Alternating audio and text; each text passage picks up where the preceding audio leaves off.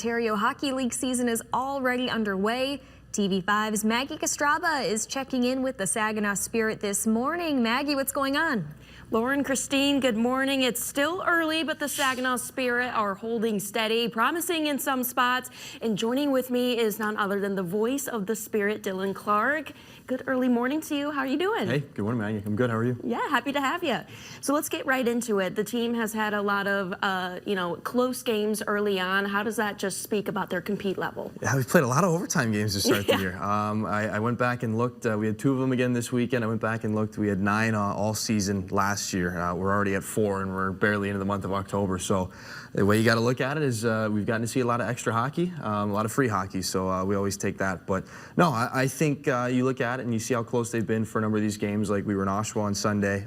Sebastian Gervais tied things up late to kind of secure that extra point, right? So they're right there. They're knocking on the door.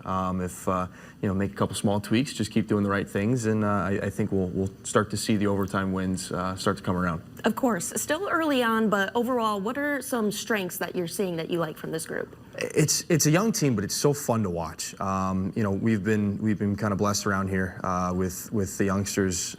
When Michael Misa and Zane Perek were younger, they could kind of captivate you with the things that they did, and we're seeing the next crop of talent come on through. I look at Levi Harper, the things that he's been able to do from the blue line, and again, I don't want to make the direct Zane Perek comparison because that's not fair because they're 2 different hockey players and 2 different people.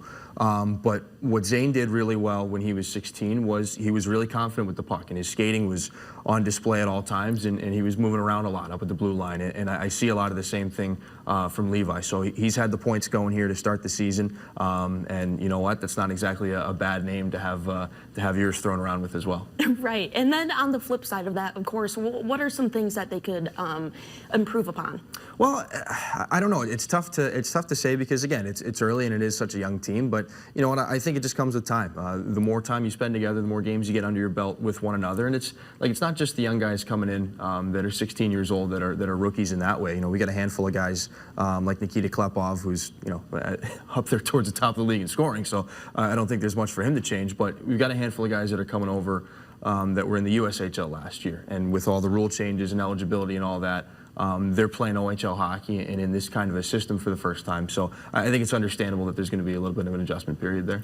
Of course. And then you guys are back home this week. How does that help just build momentum? It's great to be at home. I mean, we had a good road trip. We were busy. We played 3 games in a little bit less than 72 hours. But it's always good to get back at home to the Dow Events Center. We got a 1-game weekend here, Saturday against Kitchener Rangers, our Ice Out Cancer night. So exciting to get into that. And obviously, it's going to be a good game. Anytime Kitchener's in town, they're one of the favorite teams in the West, I think, right now.